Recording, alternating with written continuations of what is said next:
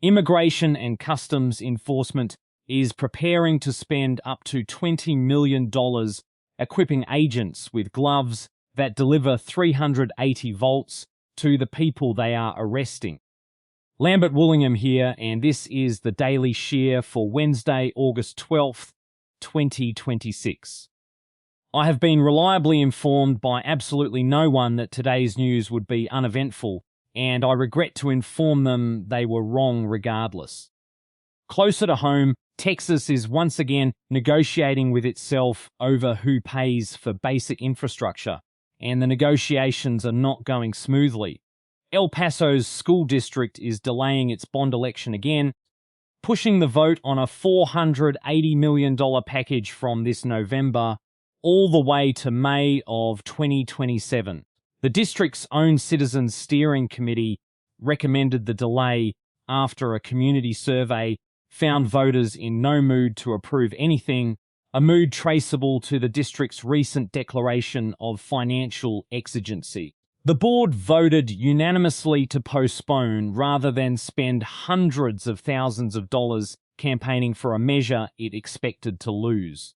The shelved plan would have funded air conditioning repairs and other upgrades across more than 70 campuses, averaging 49 years old, so those buildings will keep managing the Texas summer the old-fashioned way, one broken unit at a time.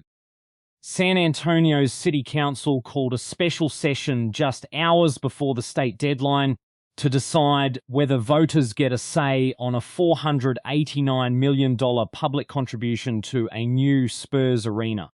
The subsidy is part of a larger $1.3 billion project Mayor Gina Ortiz-Jones has championed as the anchor of a downtown revitalization push. If approved, the measure heads to the November ballot.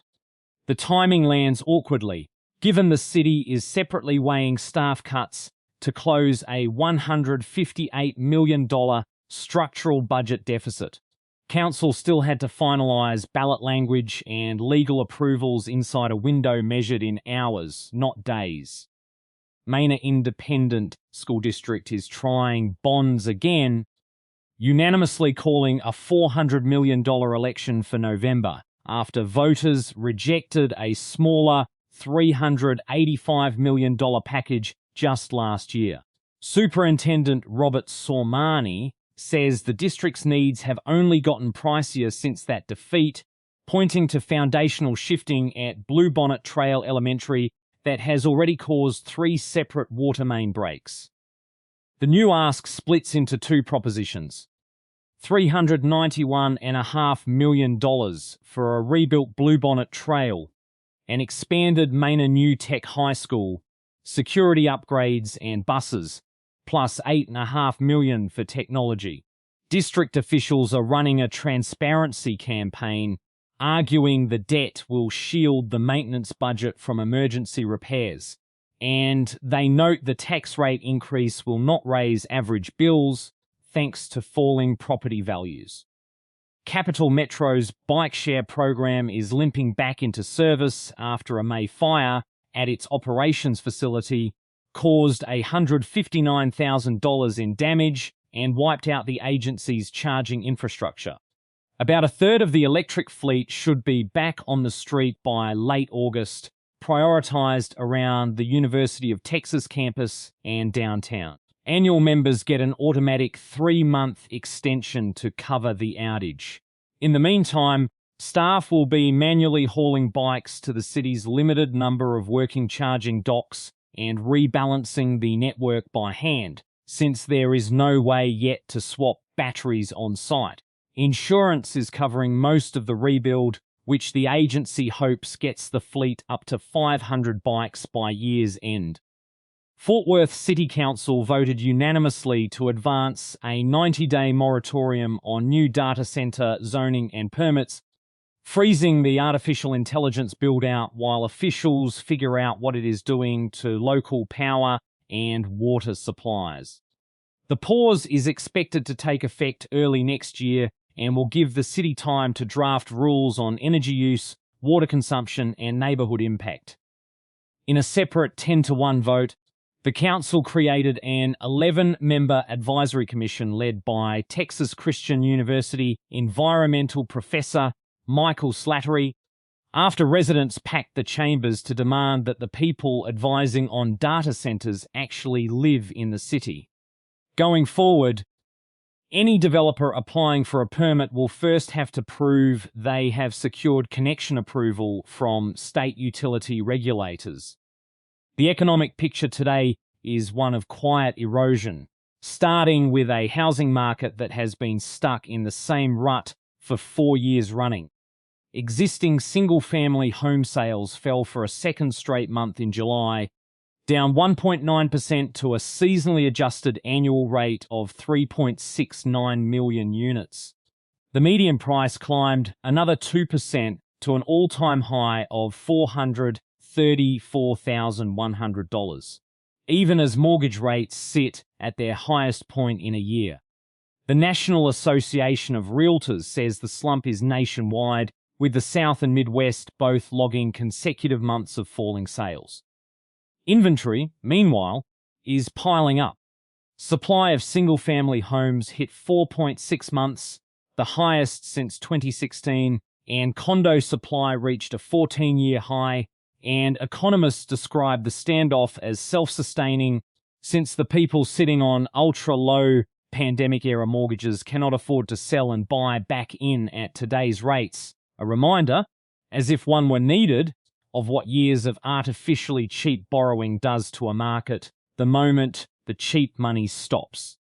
Total household debt in the United States actually dipped in the second quarter, down $23 billion to $18.77 trillion, according to the New York Federal Reserve. The bulk of that came from a slight drop in mortgage balances, which the Fed attributes to technical reporting quirks rather than any sudden wave of Americans paying off their homes. Credit card balances, auto loans, and home equity lines of credit all kept climbing regardless. The debt-to-disposable income ratio fell to 79.4%, its lowest level since 2003 outside the pandemic stimulus years, as incomes outpaced borrowing. It is the smallest year-over-year increase in household debt since 2015. American businesses that depend on Canadian materials are bracing for the Trump administration's proposed 50% tariffs, set to take effect later this month. Construction firms and manufacturers warn the sudden cost spike could force plant closures or relocations, with lumber suppliers and automakers saying there is no way to absorb the shock without passing steep price increases on to consumers. The tariffs threaten supply chains that have been integrated across the border for decades, leaving companies scrambling for alternative sources that, in many cases, simply do not exist. Canadian trade officials are in Washington now, pushing for a last-minute exemption before the deadline hits. Air taxi maker Joby Aviation is acquiring Ohio defense technology firm Resonant Sciences for $500 million in cash and stock. The deal hands Joby access to classified government contracts and Resonant's radio frequency and sensor business, which already brings in $100 million a year. Resonant becomes a dedicated defense division under co-founder J. Micah North, taking over Joby's autonomous flight software and its hybrid gas turbine and hydrogen electric aircraft work. That leaves the rest of the company free to focus on actually launching a passenger air taxi network, a venture that has yet to turn a profit. The defense contracts, in other words, are what is currently keeping the flying car dream solvent. Out in the wider world, primary season is grinding forward. The courts are still refereeing the last election, and somewhere far south of Texas, the ground itself did the talking. Minnesota's Republican gubernatorial primary went to House Speaker Lisa DeMuth, who beat MyPillow CEO Mike Lindell, despite Donald Trump's endorsement of Lindell. DeMuth survived a grueling 10-bullet state convention fight just to get on the primary ballot, then persuaded conservative voters that legislative experience beat a national brand. She will face Democratic Senator Amy Klobuchar in November for a governor's mansion that opened up after Tim Walz abandoned his re-election bid amid pressure over fraud in state-funded social programs. Demuth's win gives Minnesota Republicans a conventional standard-bearer as they try to end an 18-year losing streak in statewide races.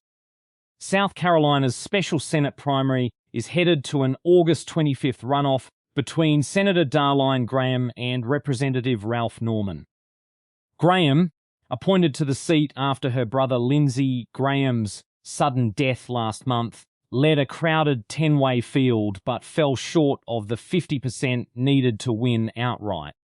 She is campaigning on affordability and personal resilience while carrying Trump's endorsement, and Norman is leaning on his tenure in the House Freedom Caucus.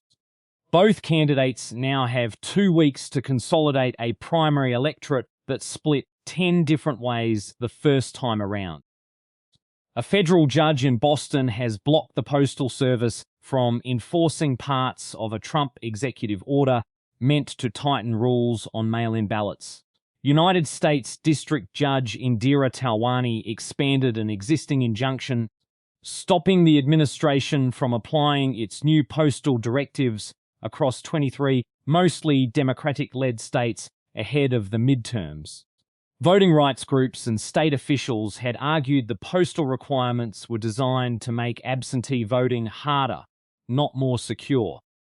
For now, election administrators in those states can keep running their existing mail voting systems without the federal government adding new logistical hurdles.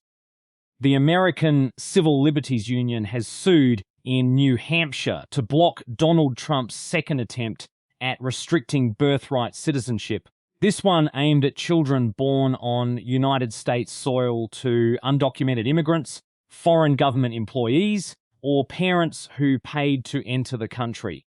The filing calls the new order a workaround of the Supreme Court, which rejected the administration's broader attempt to end birthright citizenship back in June.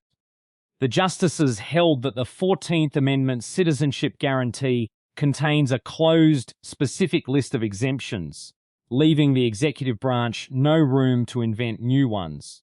The ACLU's class action suit is asking for a declaratory order confirming that no administrative rationale gets around that ruling. Immigration and Customs Enforcement is preparing to spend up to $20 million on gloves designed to deliver electric shocks to people during arrests. A Department of Homeland Security procurement notice describes thousands of what it calls conductive distraction and de-escalation devices to be issued to field agents by March of 2027. The manufacturer, Compliant Technologies, markets the gloves as wearable compliance tools capable of up to 380 volts, enough to disrupt coordinated muscle movement in an uncooperative subject. The purchase comes as immigration agencies face pressure from the administration to make 2,000 arrests a day, and civil rights advocates are already warning about excessive force in routine detentions. In Colombia, rescue crews are still pulling survivors from the rubble after a magnitude 7.4 earthquake, the strongest ever recorded there, struck near San Jose del Palmar in the coffee-growing region. At least 164 people are confirmed dead and more than 600 injured, with thousands still unaccounted for.